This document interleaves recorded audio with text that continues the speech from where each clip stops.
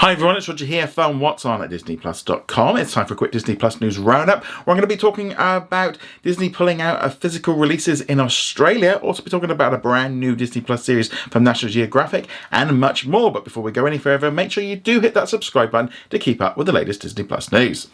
Okay, so let's kick things off talking about what looks to be a pretty hot topic because according to Digital Bit, Disney is pulling out of physical media in Australia. That means they're no longer going to be releasing films on Blu-ray or DVD or anything like that, and the last release is going to be Guardians of the Galaxy Volume 3, which hits stores next month. Apparently this has been collaborated with a whole host of different retailers and insiders and stuff, and it's not a huge surprise. There's been a number of rumblings over the past few days, but I wanted to hold off until we kind of got word on it. This follows what Disney has already done in many countries across Asia. It's also done it in Latin America. Recently also in Canada, they announced they were closing down their Disney Movie Club. This seems to be the shift going from physical to digital, and this is the reason why this is all happening, is because so many of us are watching films on Disney Plus and buying them digitally that the simple sales of physical media are just dropping and dropping. They have been dropping pretty much year on year for well over a decade. I was looking at some data. For example, back in 2006, in the US, Pirates of the Caribbean film released, and it was sold to about just under 15 million DVDs. Currently, in 2023, the best-selling DVD in the United States is now Black Adam, and I think it's like 70,000 discs. You can see the difference, and that's obviously in the US. So Australia will be a little bit different, but also with Australia having much less population, it's going to sell a lot less, and the numbers have just continued to dwindle as less and less people buy DVDs. Now, I am a prime example of someone that used to buy movies. I was buying them on VHS and DVD, Blu-ray, 4K. I was buying them on all kinds of different formats over the years. I used to have bookshelves. At one point I used to have like a whole room of about 5 bookcases full of movies, and then I moved and put them all into storage, and 3 years later when I moved out I realised I didn't actually need them anymore, and so I got rid of pretty much all of them. I've just kept one box full of Disney DVDs and Blu-rays, and a box of like wrestling events that I went to and that I wanted to keep for, and even though they are on the WWE network. But yeah, so this is definitely something that I think we're going to continue to see. Now, whether or not this spreads to other countries, I think it's more of a case of when rather than if. A number of stores have stopped selling discs, not just movies. We've seen it with CDs and with video games. Generally the world is moving away from physical media and going all to digital. Now, there is a lot of problems with this. Obviously with Disney like changing things, if they want to change, add a bit in, take something out, they do that, which annoys people. You also have the whole idea of them removing stuff so you can't watch it anymore. The only trouble with that is a lot of this stuff isn't even available on digital or on physical, so therefore when they remove it, it's just gone. But at least if it was on a physical disc, they're not coming and taking it away. Now, we are obviously going to see, I think we're going to see more of this. Now, I personally think there is a market probably for Disney to kind of lean in a little bit more on collectors and make maybe very limited runs, and I think there's actually some money in this, but whether or not that needs to be like a global platform, and just it's like the idea of them even selling them in Australia and other countries is if all the stores are no longer stocking them because they don't want to fill their stores up, because there's hardly any of them. I know like now you go to your local supermarket, sometimes now they don't even have any discs. I know some of mine don't anymore here in the UK. So I think we are seeing the shift. It's just another trend of them going over and really kind of showing how, where all of us going to digital is just becoming more and more realistic. And yeah, sadly, yeah. So at the minute, it's just Australia. As I said, it's already happened in Latin America and many countries across Asia. And I suspect it's going to happen. But let us know in the comments below. Do you want to see them getting rid of them? When was the last time you brought physical media? That's a key thing. Because a lot of us like saying, they shouldn't do this anymore, but if we actually haven't brought any, I think the last one I brought was Rise of Skywalker. And that was, what, 4 years ago? Yeah, so that was the last one that I brought. But let us know in the comments below what you think of all of this. Disney has also announced a brand new film by 20th Century Studios starring Caitlin Denver, who you might know from Dope Sick. So this one is a brand new film. It's going to be arriving on Hulu in the United States, Star Plus in Latin America, and on Disney Plus around the world on September the 22nd. So No One Will Save You is all about a young woman who's been alienated from a community, lonely but ever hopeful. She finds solace within the walls of a home where she grew up when she's awakened one night by strange noises from decidedly unearthly intruders. What follows is an action-packed face-off between Bryn and a host of extraterrestrial beings who threaten her future while forcing her to deal with her past. Definitely sounds pretty interesting. Caitlin's been fantastic in the stuff that I've seen her in. The fact of her kind of facing off against aliens definitely sounds a little bit fun. Why this one didn't maybe go to cinemas, I don't know. It's also really interesting the fact that I didn't heard anything about this, but at least that's coming, and it's only about 2 months away. So looking forward to seeing this one when it arrives on Disney's streaming services. But let us know what you think of this in the comments below.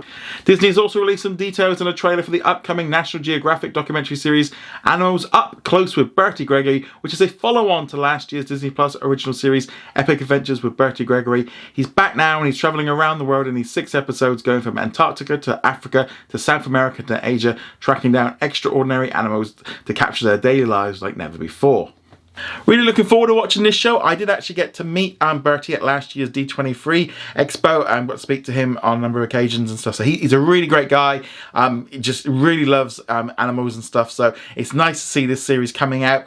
It's interesting as well, they're kind of giving it a rebrand a little bit and kind of make it stand out as a separate season, which is probably a good thing. I think that's not a bad thing to do with some of these shows and kind of get more people on it. But yeah, so that one's going to be dropping on September the 13th on Disney Plus around the world. So I'm looking forward to seeing more adventures with Bertie Gregory, but let us know what you think of this in the comments below. Moving on from there, let's shift now from Disney Plus and let's get into some gaming, because if you're a fan of Futurama, which just returned this week with a brand new episode on Hulu in the US, Star Plus in Latin America, and on Disney Plus around the world, we can now play as either Fry, Leela or Bender in Fortnite. So they're available now, probably a limited time thing. You can also have a glider with the spaceship. It's always this thing with Fortnite. I keep buying these skins. I have a massive collection of Star Wars and Marvel characters, and I'm kind of looking at this one. I really want that Bender one. I rarely ever kind of play Fortnite. I kind of play other games and stuff instead. But yeah, it's cool to see the stuff happening in, and I love the fact of like looking at some of the action stuff. I might have to give this one a go over the weekend and kind of see what my Fortnite skills are like now. But yeah, let us know. Are you going to be checking out this new addition to Fortnite for the tie-in with the new Hulu Star original series? Let me know in the comments below. Moving on from there, let's now talk about what's new on Disney Plus today, since it is Wednesday and there's lots of great new content to enjoy. The big new release was the season finale of Secret Invasion. I really enjoyed this episode. I'll get into a little bit more detail after I've done the viewer's question, because we'll leave that one to the end with all the spoilers and stuff.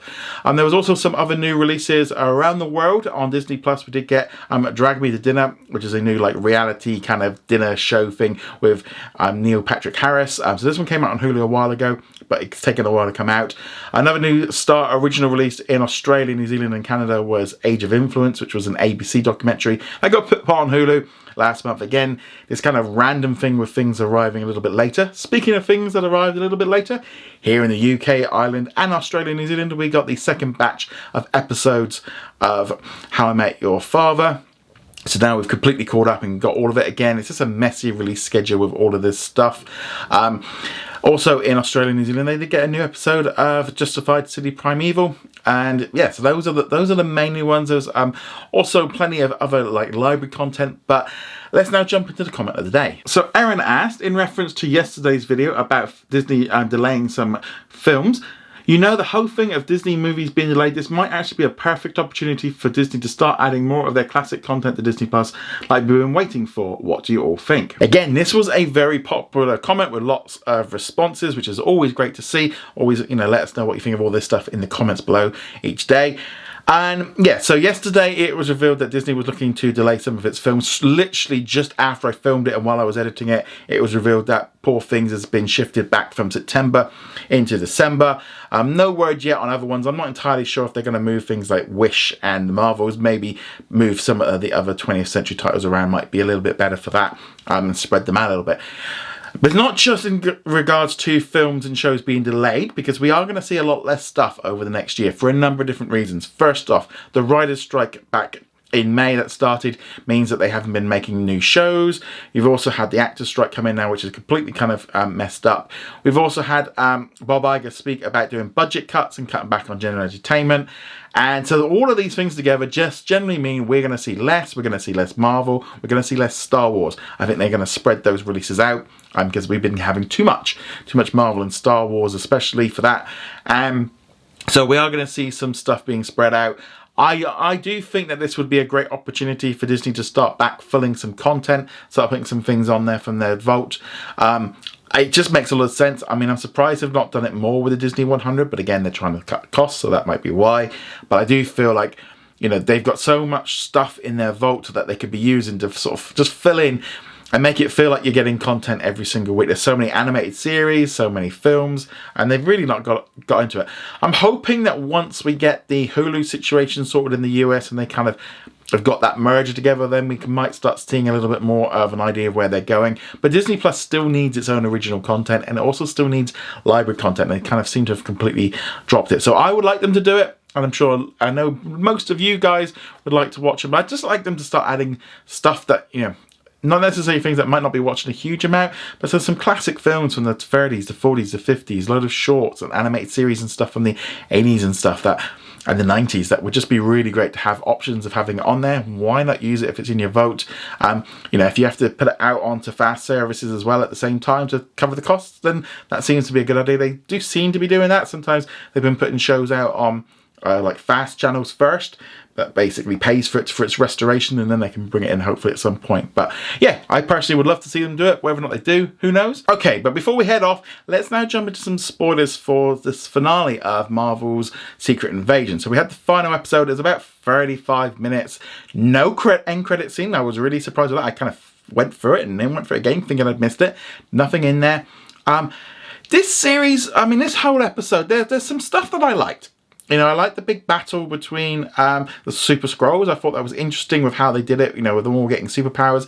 It did mean that they were really, like, superly powered up, you know, with Captain Marvel and all the rest of it. Seems a little bit overpowered for what they are, but, you know, it's their way of kind of doing it, considering the Super Skrull generally they've kind of completely changed the character around a little bit, but they might even be setting up, I think it's like MI6, which is a UK, like, superhero squad.